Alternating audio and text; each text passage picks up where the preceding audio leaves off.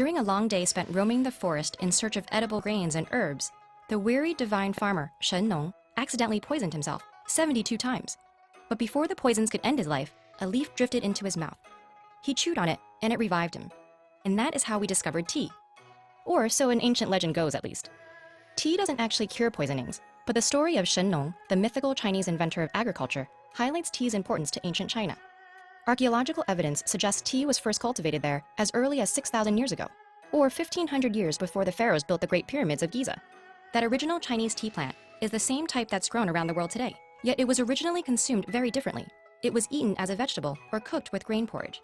Tea only shifted from food to drink 1,500 years ago, when people realized that a combination of heat and moisture could create a complex and varied taste out of the leafy green.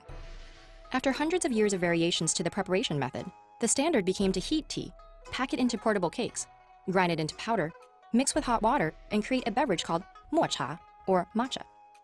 Matcha became so popular that a distinct Chinese tea culture emerged. Tea was the subject of books and poetry, the favorite drink of emperors, and a medium for artists. They would draw extravagant pictures in the foam of the tea, very much like the espresso art you might see in coffee shops today. In the 9th century, during the Tang Dynasty, a Japanese monk brought the first tea plant to Japan. The Japanese eventually developed their own unique rituals around tea, leading to the creation of the Japanese tea ceremony. And in the 14th century, during the Ming Dynasty, the Chinese emperor shifted the standard from tea pressed into cakes to loose-leaf tea. At that point, China still held a virtual monopoly on the world's tea trees, making tea one of 3 essential Chinese export goods, along with porcelain and silk. This gave China a great deal of power and economic influence as tea drinking spread around the world.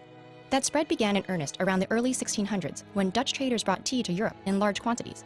Many credit Queen Catherine of Braganza, a Portuguese noblewoman, for making tea popular with the English aristocracy when she married King Charles II in 1661. At the time, Great Britain was in the midst of expanding its colonial influence and becoming the new dominant world power. And as Great Britain grew, interest in tea spread around the world. By 1700, tea in Europe sold for 10 times the price of coffee, and the plant was still only grown in China. The tea trade was so lucrative that the world's fastest sailboat, the clipper ship, was born out of intense competition between Western trading companies. All were racing to bring their tea back to Europe first to maximize their profits. At first, Britain paid for all this Chinese tea with silver. When that proved too expensive, they suggested trading tea for another substance, opium. This triggered a public health problem within China, as people became addicted to the drug. Then, in 1839, a Chinese official ordered his men to destroy massive British shipments of opium as a statement against Britain's influence over China. This act triggered the First Opium War between the two nations.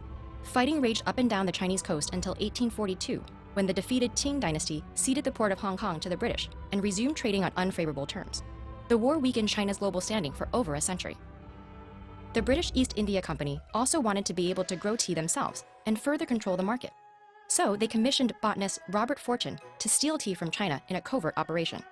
He disguised himself and took a perilous journey through China's mountainous tea regions, eventually smuggling tea trees and experienced tea workers into Darjeeling, India. From there, the plant spread further still, helping drive tea's rapid growth as an everyday commodity. Today, tea is the second most consumed beverage in the world, after water. And from sugary Turkish Rize tea to salty Tibetan butter tea, there are almost as many ways of preparing the beverage as there are cultures on the globe.